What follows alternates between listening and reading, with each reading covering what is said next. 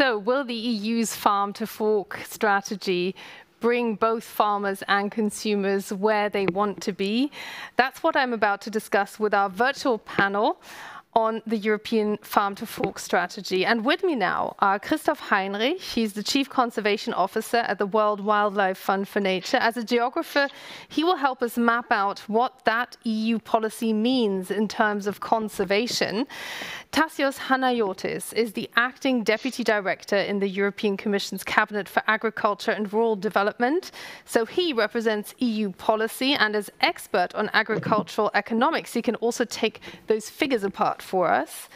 And I want to start by returning to the survey question we asked everyone tuning in today a few minutes ago. We asked what percentage of the funding within the Farm to Fork strategy are for innovation in the field of agriculture. Now, actually, the correct answer was D, 0, and 0% got that right. Most people actually believed it was 25%. So let me throw that question right to Tassos Haniotis. Why is it 0? Could you please repeat the question, because I missed the first part of what you were speaking and we couldn't hear. Oh, okay. Well, we just did a survey and we asked people to guess how much of the farm to fork strategy, which proportion is earmarked for innovation and in the field of agriculture. And the correct answer was 0, but nobody got that right. Nobody guessed that. Most people, 61%, thought it was 25%. So how come it is 0? Allow me to ask how come a question like that is asked, in the sense that the farm to fork strategy doesn't have and doesn't address directly the issue of innovation. We have a research and innovation strategy, and through that research and innovation strategy, money is channeled through the research projects. And in fact, one of the priorities of the Commission now is to have a soil mission in the future research. We also have an innovation partnership in the area of agriculture with almost 3,000 operational groups that get funding from the second pillar, the rural development payments. And we also have a series of measures, whether it is directly or indirectly, enhancing the role of innovation. So I think what is very important is to move away from this notion that we have to ask how much of each euro goes here or there, and try to see the manner by which different measures interact together. So if you want to find out how much money is spent on innovation in agriculture, you have to go into research and innovation partnership or in the rural development programs. But this is the answer. But in terms of what we want to promote, clearly, in all the farm to fork strategy orientation, we want to promote exactly the type of practices that would enhance innovation on the ground. And how we do that? By raising the level of ambition and allowing all practices to compete to improve their economic and environmental performance in tandem. I'm just coming from a webinar of the Research and Innovation Days of the European Commission, discussing exactly this: what to do in terms of biodiversity strategies. And I think this is, if you want, a better way of addressing these issues than actually looking at one or the other percentage number. Then let me stay with you, though, Tassos Haniotis. So what role does farm to fork then play within this broader architecture of the EU Green Deal? What it does is it tries to link together all the actors in the food chain, from the production of food all the way to the consumer. The orientation of the common agricultural policy towards putting more emphasis on the environment is something that we tried to do in the last 10 years. We have seen that we haven't been as successful as we wanted. And we have also seen with the Green Deal, the ambition overall of the European Union to achieve climate action targets has increased. As a result of that, we try to make our policies much more coherent and consistent in this direction. And what we're trying to do is the following. We try to look how we can cover all of land in the European Union, how we can prioritize certain practices that we know act better in terms of addressing climate action. For example, we know that if you do good things in soil management, you also do good things for water, for air, and biodiversity, and try to shift money with the proposal we have made exactly in these practices that are much more beneficial for the environment. And there are plenty of measures that will be up to the member states to clarify what exactly they're doing. One thing is clear for us in terms of the European Commission. The member states have to submit strategic plans who have to demonstrate what are the needs on the basis of analysis that has been done and how the member states address these particular needs so that we know that the climate action ambition that we have is going to be met better in the future than what we have done in the past. And just briefly to all of you wondering where Christine Lambert, who represents 20 million, more than 20 million farmers within the EU is, she is going to join us hopefully in just a couple of minutes from now. So let me just ask you, Christoph, Heinrich, as Chief Conservation Officer for WWF, what advantages, but possibly even which disadvantages do you see in the Farm to Fork strategy for your key task? Thank you very much for inviting me. Indeed, the Farm to Fork strategy, since many years, if not since decades, is the first indication that things have started moving into a better direction.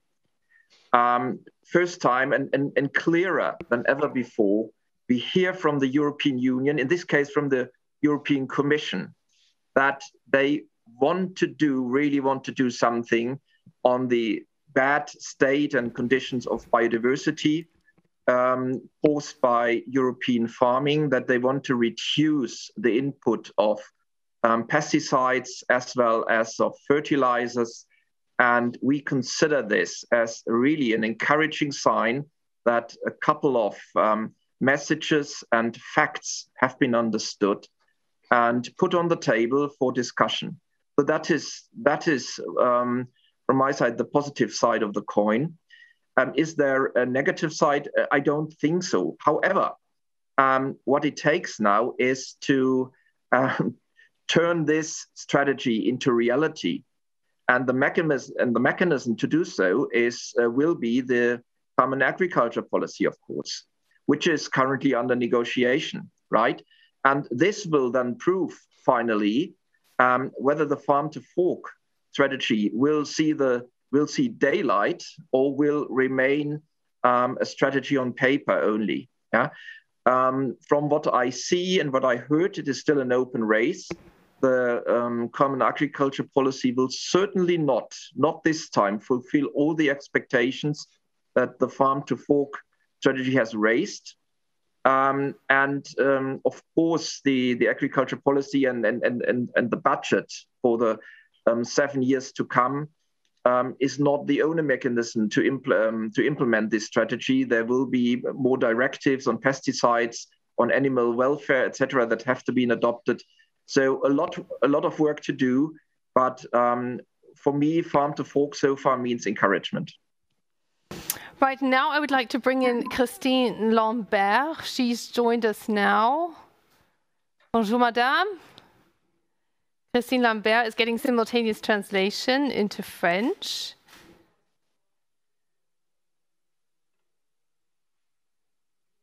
Oui, je vous entends. She hears us. She hears us, yes. Well, if you can hear us, then maybe I can start talking and you'll pop up in just a moment.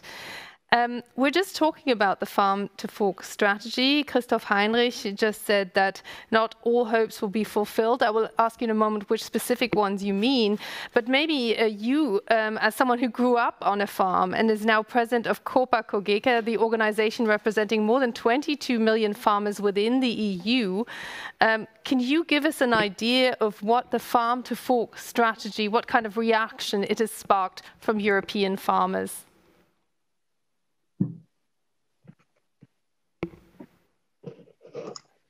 Bonjour à tous, merci beaucoup. Hello, everybody, and thank you very much for your invitation. I hope you can hear me. Absolutely, we can hear you. COPA-COGECA has taken into account the different statements in the farm to fork strategy, and the agricultural sector is concerned by the biodiversity, by the protection of the climate, of the environment, but also the reduction of resources, and must make a certain number of transitions. Well, we agree to the direction that is defined to have the objectives of the Green Deal met, and also to look into the impact on the environment. But it is, of course, worth to discuss the levels or the objectives which have been defined.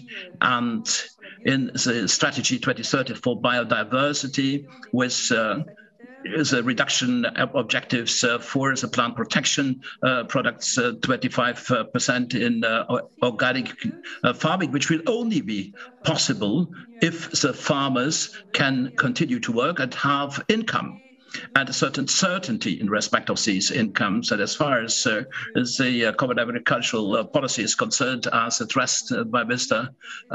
Heinrich, there seems to the main objectives of the policy seem to be forgotten, because the priority is the food certainty, the nourishing of the population, but it's also the balance of food provisions throughout the world, with certain zones which are dependent on the European production. So the Europeans, by the way, eat every day, 3 times a day, so we have to continue to work, we have to continue to make available the food, and we also need to take into account the needs for the entire planet. But some of the NGOs or stakeholders believe that the common agricultural policy is only a greenwashing initiative. But I have to say again that the agricultural industry is an economic production sector. The farmers live on the selling of their products. The consumers have a right to eat every day, so we have to increase the production, and we have to promote at the same time the protection of the planet. And this is part of the sustainable objectives to fight against hunger, poverty, access to health, and so better health is also included in all these objectives. As far maybe you can tell me, what is the main objection that EU farmers have to farm to fork? What would you single out? The first concern, or the first objection which we have, is there has not been any impact assessment of the criteria laid down. So normally and usually when orientation decisions are taken, there's a feasibility study or an impact study, and then depending on the benefits and the disadvantages, benefit risk strategy is defined. This has not been done for the farm to fork strategy. We asked for it several times, and the Commission has just smiled. And so far, there has been no study apart from the USDA study, and which shows that production might go down by 17%. That food production costs could go up by 13%, which is very high, and also European consumers will have to pay 30% more for their food.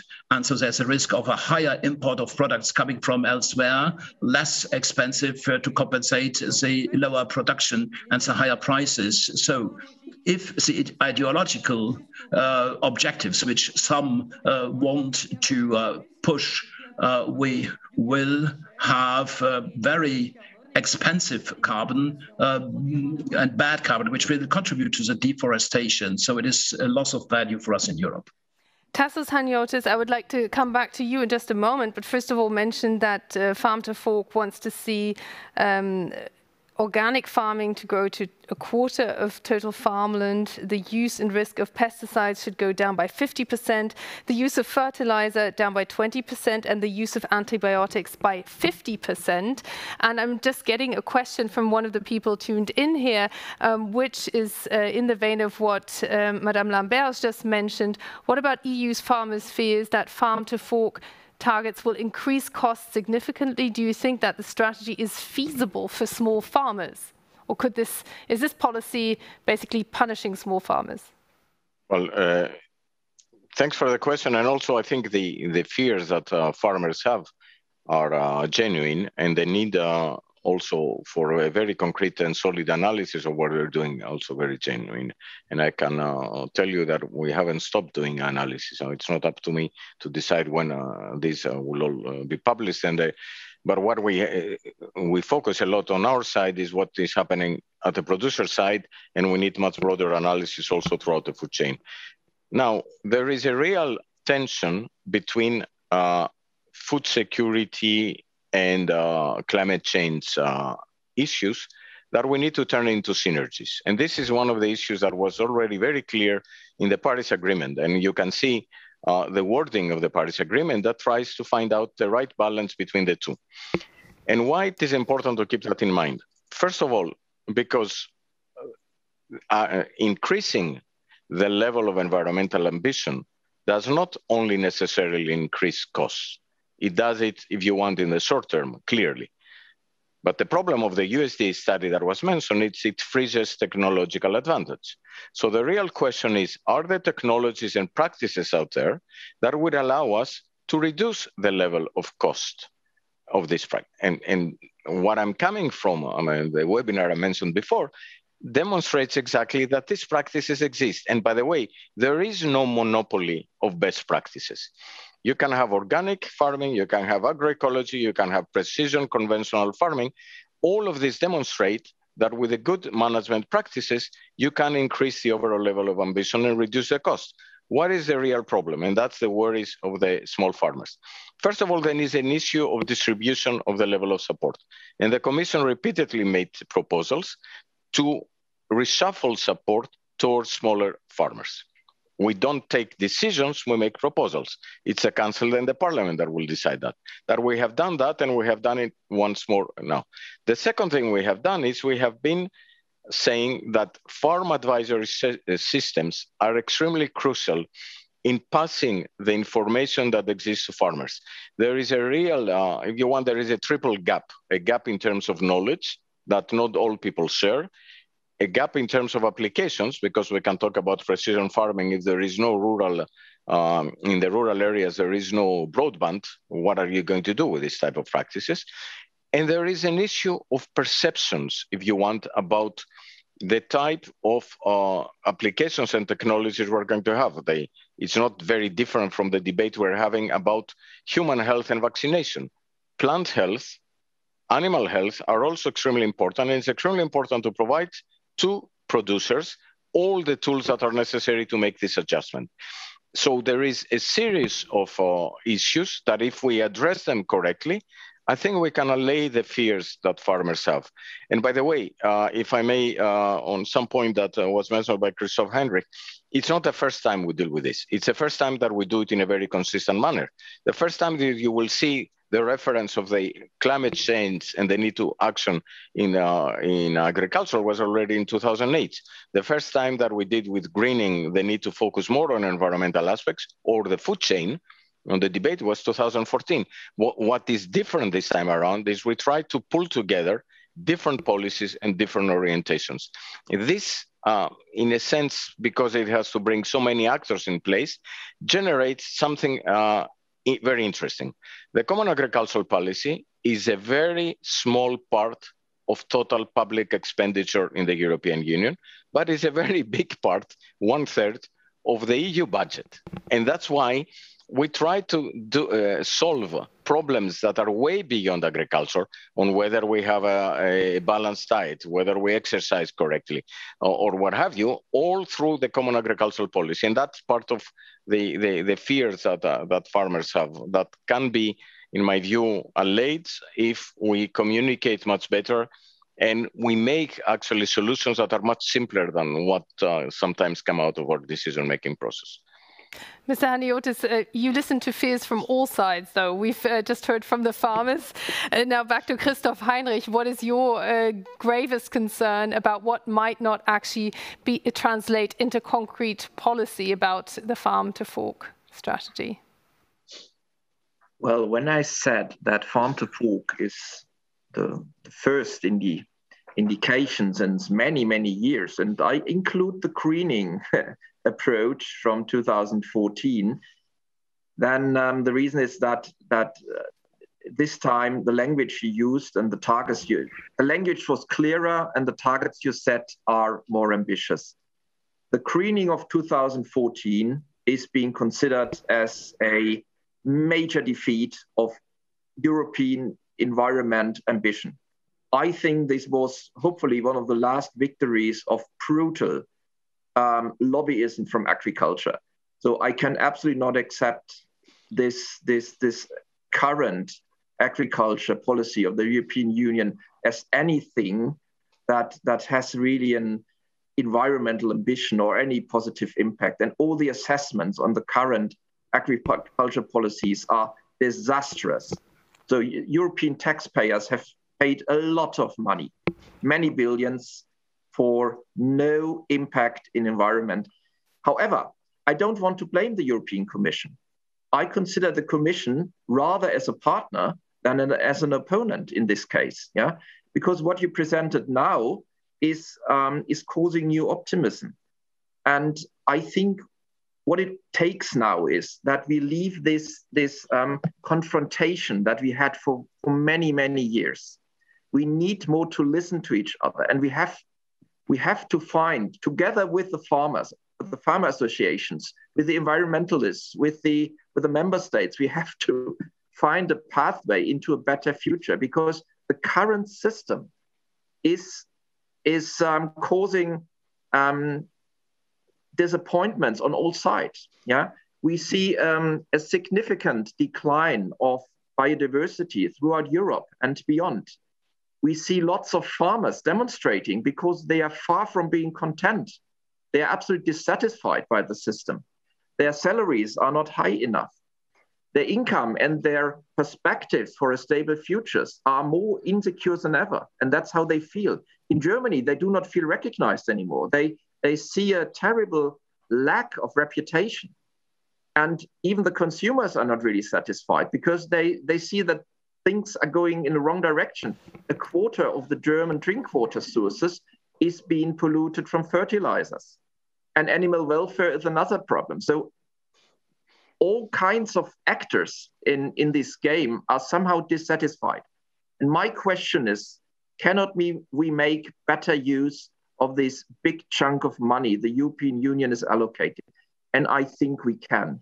And I am more optimistic than in the past, because we have started following an invitation from the Chancellor's office in Germany. We have had really a significant and good dialogue with all actors, particularly between the farmers, the farmer associations, and the environmental organizations in Germany, in the so-called Commission for Future Agriculture, or for the future of agriculture in Germany.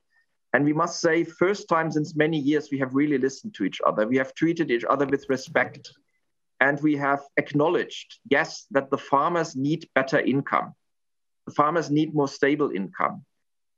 They also have to increase and improve their reputation.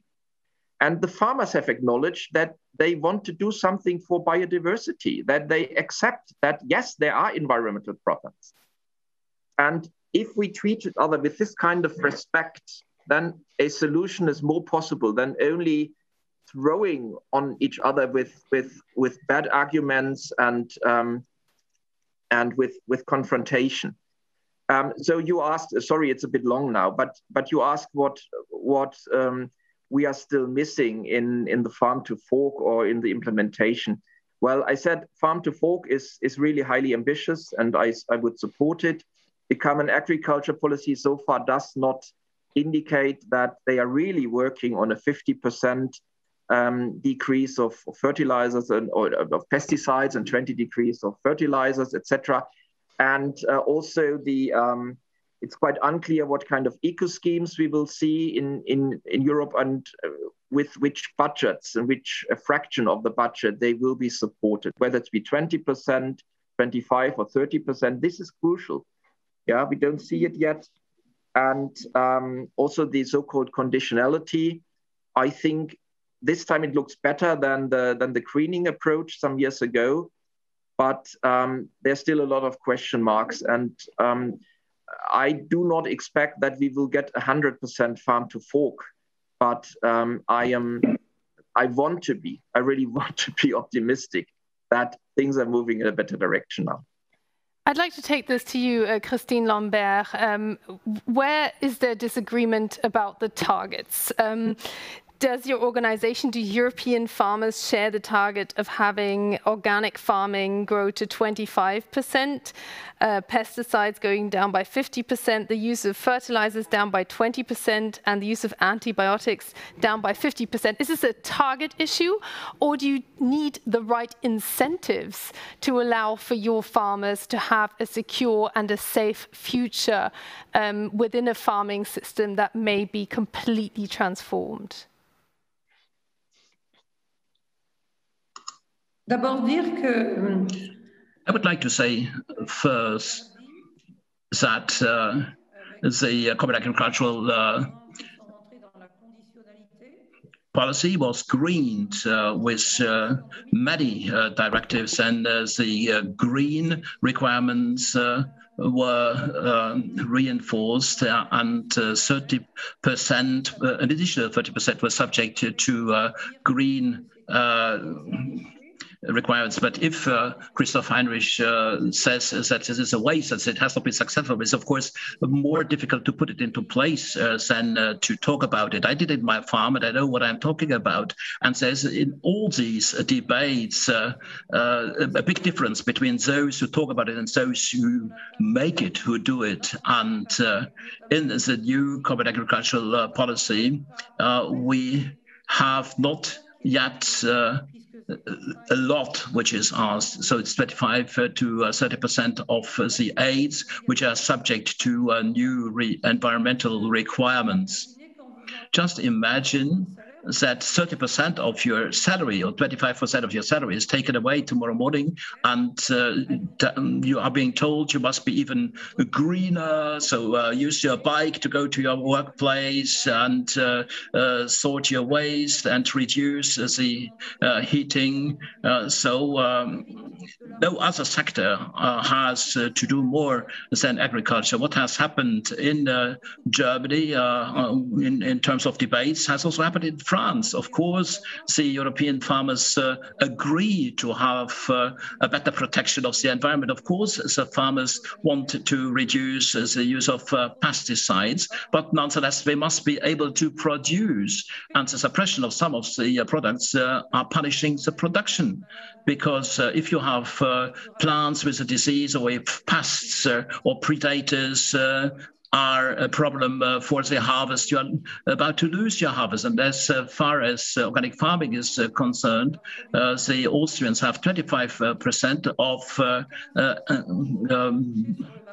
organic farming, but only 50% are sold on the market because the consumers do not buy the 25% produced by organic farming. And in France, we have too much organic milk, which is produced organically in the farms. It's paid with organic prices, but it is not sold with the organic prices because it do not find any buyers. What is essential is that consumers who talk a lot and try to impose things on farmers should be ready to pay more. If you want to be greener, it is more expensive. And if you are adding ecological requirements, the production costs increase, and all the consumers are not always ready to understand it. We talk a lot to the consumers. We communicate a lot with the consumers so that what they demand as citizens is also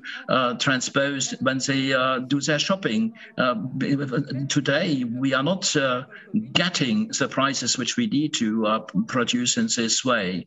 And the prices are going down. The consumers want to have low prices, and if prices are not low enough, the supermarkets import products from elsewhere which are less expensive and which are a major distortion of competition. And there, the environmental organizations should contest all the commercial conventions which do not have to apply the same rules as the European farmers. This makes us nervous as European farmers. I'd like you to respond to that and actually add to what we just heard from Christine Lambert, the question by Sotiros Koutsomitros. He says, since farm to fork would provide for a 50% reduction in pesticides and other substances, what about the consequences on production losses and the increase in food prices? So very much the question of Madame Lambert, and what kind of compensation does this policy foresee for farmers? Well, let me start by one point that we need to clarify because it complicates the debate. I mean, I think we should move away from a catastrophological debate of the common agricultural policy while recognizing its limitations. So with all due respect to the points raised by Christoph Heinrich, I would like to state one thing that I'm not sure how many in your audience are aware of. The EU's agriculture is the only major agriculture in the world, the other being US, China, Brazil, and India, that reduced emissions over the last 30 years. I repeat, the only one. The progress has not been linear, and we have had stagnation in recent years. And in fact, the recent report of the Court of Auditors, which, by the way, most people look at the press release and not the report itself and all the comments it has, demonstrates that. I mean, it was myself 4 years ago that presented this stagnation. But what does this stagnation indicate? We had an increase on 7% of production in the European Union, and yet emissions were stable. So the first lesson we learned from there, that there was an efficiency gain, especially with respect to many other parts of the world. Second, where did this happen? It happened exactly in a very strong pull that the dairy sector had at the time because of problems in China. This is gone now. The herd side is being reduced, and the markets have come to a more normal level. What does this imply? It implies that there are lessons to be learned about what has led to the level of efficiency we have in some sectors in the European Union, but also what is necessary to increase this level of efficiency so that we can reach the targets that have been mentioned. And here, the answer to the question is not the same in all the sectors. For example, in the antibiotics, the reduction by 50% of their use is not the same challenge in the European Union, because people are seeing right now the very direct link of the reduction of antibiotics and animal welfare and human and animal health. On pesticides, there are some sectors where the lack of alternative will make them hurt maybe more than the others. That's why research is so extremely important. And when it comes in the fertilizers, we don't say reduce fertilizer use by X%, 20%. What we say is that we need to actually improve the soil nutrient balance, which implies that there are going to be regions in the European Union that could even increase the use of fertilizers if they don't have a problem. And that's why what is extremely important is to see what is happening in the ground before we allow member states to use all the specific tools that we have. And there is an issue that generates a lot of this debate, especially in terms of food security concerns as well, which is organic farming. And here is sometimes the problem with the targets, especially if targets are set on area, while the growth in the organic farming is mainly happening in value-added products. Now, one thing is clear. There is growth in the organic sector in the European Union. Second thing that is clear is to reach the targets, it's not only the farmers that have to do the job, the consumers have to do the job. And the food chain has to do the job. That's why it's farm to fork. It has the two element, which is all the food chain, and it has the fork element, which is the responsibility of the consumers. But what is important in terms of the farmers is that you do different things if the focus is only on one part and one practice, say organic, and you do completely different things if you make sure that you raise the overall level of ambition and therefore reduce the cost of production between organic and non-organic. One or the other, however, it is extremely important and essential to realize that the targeting of the money we have in the Common Agricultural Policy should move towards measuring performance on the ground. We have added a series of indicators that point in that direction. We have done analysis in the recommendations to member states on their strategic plans which, by the way, most of the member states agree that these are the challenges we face. When we move into the next phase, after hopefully an agreement on the future of the common agricultural policy, we need to go into the nitty-gritty details. And here, one thing is very important. I mean, we all get frustration when we compare what we like the world to be and what we see the outcome of the policy decision-making to be. But the important thing is to keep something about the orientation of reform and policy change. Sometimes it's not the initial speed that matters, but whether you make a process of change irreversible. And here is where we need to focus on how concrete examples that exist and we have presented on the ground are generalized. And what plays a very important role, allow me the experience of over 31 years now in dealing with agricultural policy in the European Union, is the need to speak to farmers with a language that they are able to understand. And sometimes we have the tendency to use a jargon that we understand in the Brussels bubble, where we all speak now more and more English, and we forget that we have to translate what we're saying in so many different languages and in a manner that reflects the capacity of each individual member state to give concrete solutions. And the knowledge that we have in some member states and the practices, we need to transfer to others. And that will help farmers see that ahead of them is not only challenges, but also opportunities for change. I would just like to ask you, Christoph, Heinrich, one final question, which is about the power of the consumer that was just mentioned. WWF works very closely targeting consumers, raising awareness. Where is the responsibility of consumers and how should they be empowered by policy? Briefly, if you can. Well, of course, a consumer is responsible for what he or she is doing. On the one hand side. On the other side, the consumer is also a victim of things that are being offered to him. Once you enter a supermarket, a machinery of manipulation comes down to you. There's special lights, there are special smells, there's special music, there are special offers being made. There is all the knowledge of almost 100 years of marketing technology and marketing knowledge that has been addressed to us consumers.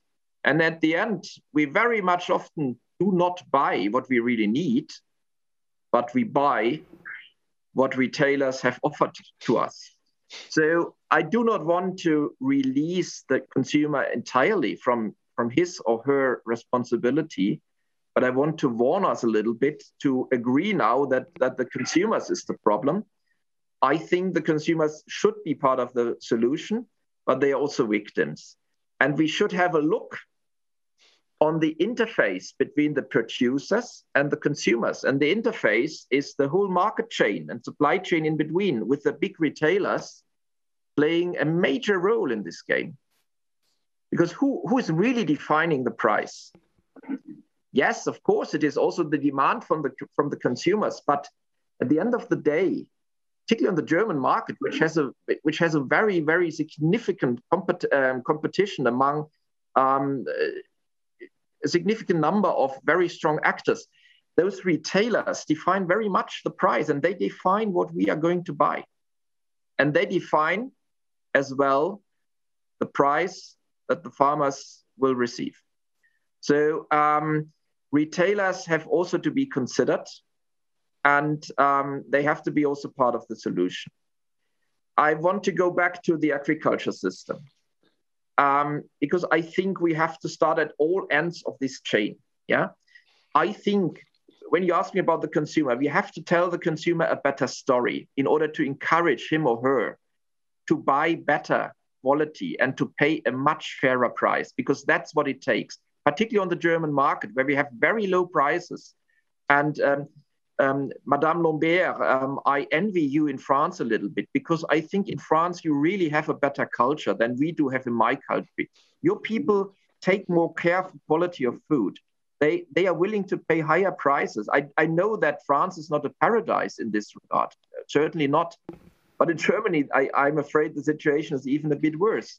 But we have to tell the German consumers and the French consumers a story of a good quality product. But the story has to be genuine and has to be true. So it has to be the story of a product that does not come from mistreatment of animals, yeah, in much too big stables, in really dire situations. So really this cheap meat in mass production of thousands of pigs in one stable, this has to be concluded one day. This has to stop, yeah? And we have to tell the story of a landscape, of terroir, as you say in France, that creates better products. And the story, again, has to be true. So I think we have to overcome this system that has created an incredible productivity, producing more food than we can eat, but that comes with a high price for animal welfare, a high price for environment and biodiversity. Christoph, Heinrich, I will leave you with the last word on that there. Yeah, okay. Thank you so much to all three of you. I think we've become better at speaking each other's language here, certainly today. So I'd like to thank Christine Lambert, who represents European farmers, Christoph Heinrich from WWF, and Tassos Haniotis from the European Commission. Thank you so much for debating this with us today. Christine Lambert, you have one final point you need to make? Okay, very briefly, please. Oui, je voudrais rajouter un petit mot. I would like to add something. I partly share the view of Mr. Heinrich that we have a food culture which is driven by quality, but I do not agree if you say that the quantitative production means that there is a suffering of animal, and that industrial production means no animal welfare. So many Europeans buy this, and even if the animal husbandry in mass settings, we have more health, and we have outdoor models, we have stable models, and so there's always a well-being which is driving the breeding of animals. Thank you very much, Christine Lambert, for adding that particular point, but clearly we've also illustrated with that this remains a pressure point when it comes not just to EU policy, but also to consumers and farmers' perception, and not just on the farm to fork strategy, but European agriculture as a whole.